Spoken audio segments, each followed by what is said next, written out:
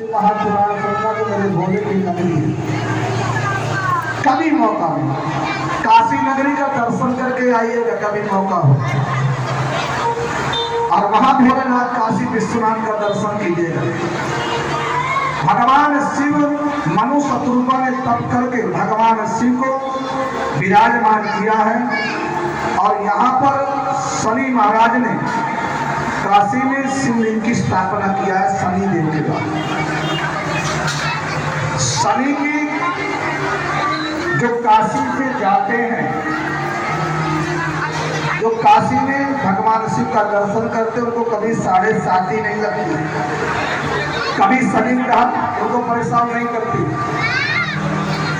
और यदि किसी पे 7.5 ही हो, एक तो जो शिव के उपासक हैं, जो भगवान शिव के उपासक हैं, उनको 7.5 कभी सताती नहीं है। और यदि किसी पे शनि भारी है, 7.5 भारी है, तो एक उपाय कर ले। एक उपाय आपको करना है, एक बढ़िया बड़ी सी काजल की टिप्पी लेनी है।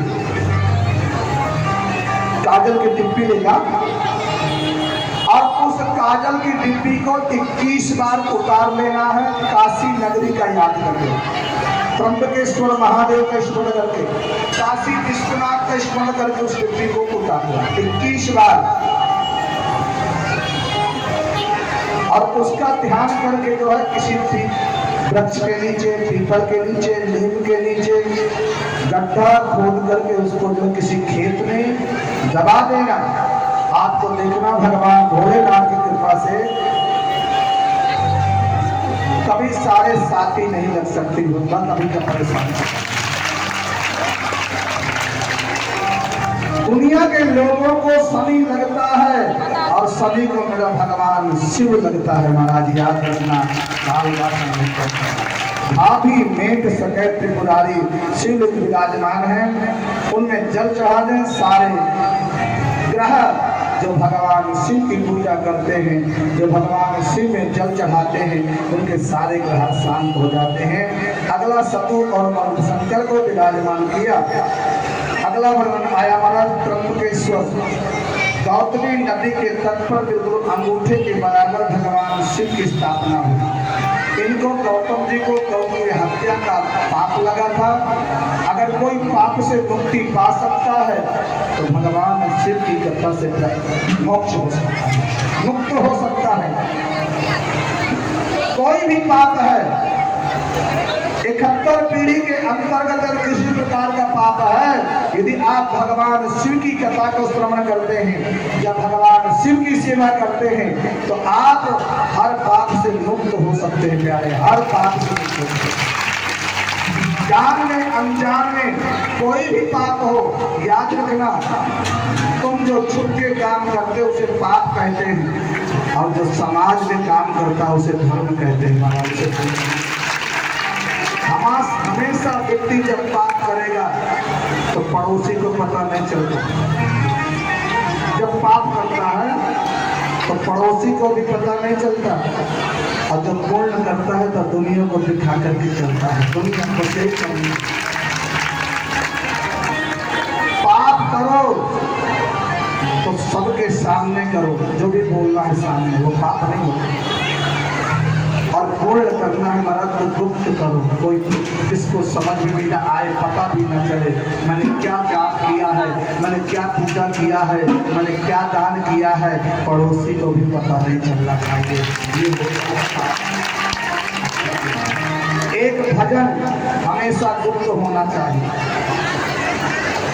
एक भजन एक भोजन गुप्त होना चाहिए, एक अपना धन गुप्त होना चाहिए। अब उल्टा हो रहा है हमारा, इसलिए उन्होंने सुंदर जो है भगवान शिव की स्थापना किया।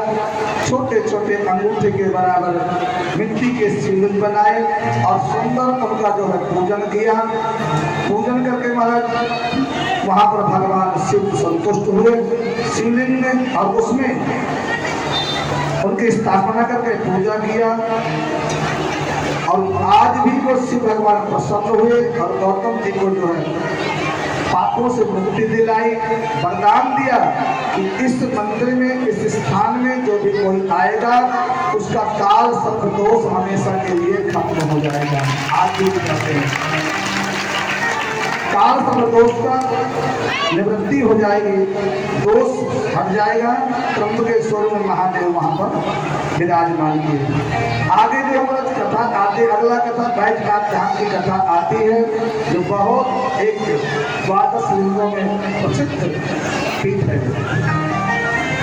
आप सब जानते हैं रावण उस मूर्ति को लेकर के चला, और जब लेकर के चला यहाँ तक कि अपने घर लेकर के जा रहा था, अपने नगर में जाकर स्थापित करूंगा। भगवान शिव ने एक शर्त रखा कि जहां तुझे रख देगा दोबारा मैं वहां से हिलूंगा नहीं, दोबारा वहां से मैं हिलूंगा नहीं। रावण ने कहा ठीक है। चलते चलते चलते चलते रावण को लघु शंका लगी, और उसने जो है भगवान भोलेनाथ को रखा, लघु शंका के लिए गया है, वापस हाथ पैर धो करके कुल्ला करके पवित्र होकर के।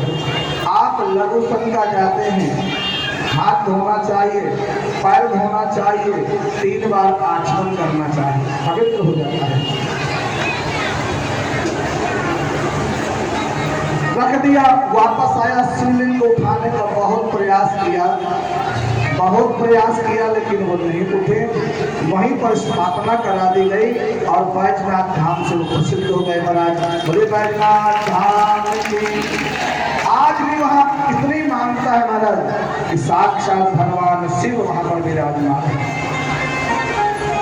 साक्षात। इसी में आगे महाराज अगला वर्णन आया नागेश्वर महादेव का।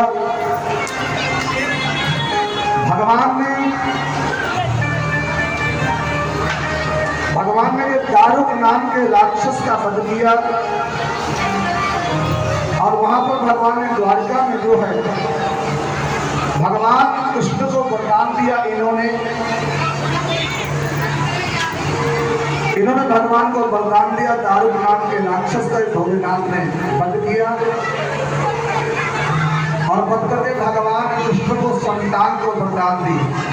प्रत्येक रानी से 10 पुत्र और एक पुत्री उत्पन्न हुई। बहुत बड़ा इनका परिवार हुआ। 1,61,108 ये भगवान का ही परिवार था। 16,108 नानी को वरदान दी।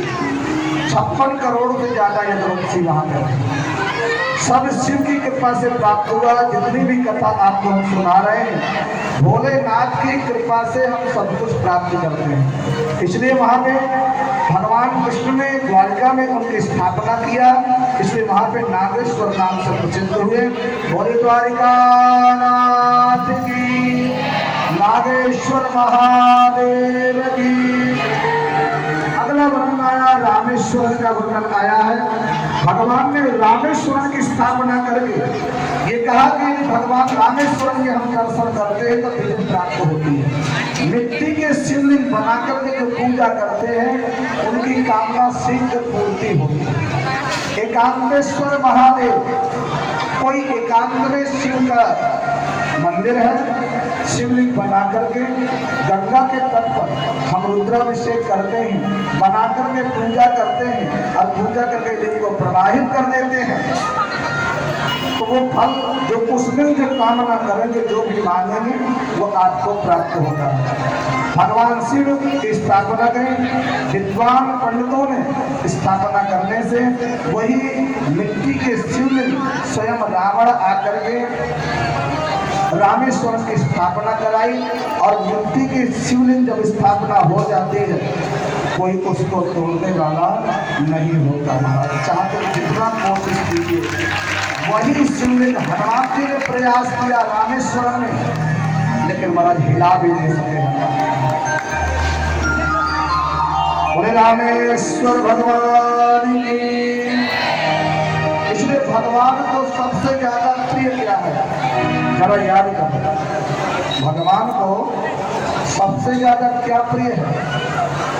दूध, दही, या घृत या शहद या मधु कभी विचार किया भगवान को सबसे प्रिय क्या?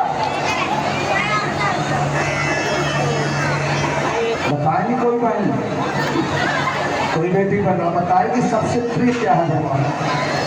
और सब लोग जानते हैं भोलेनाथ को यदि प्रिय है तो गंगा जल सबसे प्रिय है, सबसे प्रिय है। लोग गंगोत्री यमुनोत्री से गंगा जल लेकर के रामेश्वरम जाते हैं चढ़ाने के लिए, बैजनाथ धाम जाते हैं, केदारनाथ। सबसे मेरे भगवान भोलेनाथ के प्रिय है तो वो गंगा जल सबसे प्रिय होता है महाराज। गंगा जल से अभिषेक, इसीलिए कोई पूजा होती है तो गंगा जल उपस्थित होता है। अगला भगवान शिव का वर्णन आया कृष्णेश्वर महादेव का। ब्राह्मण के दो धर्म पत्नियों के, दो धर्म पत्नियां हैं, एक की संतान है और एक की संतान नहीं। पहले तो दोनों के संतान नहीं, भगवान की पूजा किया, भगवान की सेवा किया, अनेक वर्ष के बाद संतान तो उनकी सुदामा और सुदेहा एक की पत्नी हुई तो उनको दोनों में आपस में ईर्ष्या होने लगी।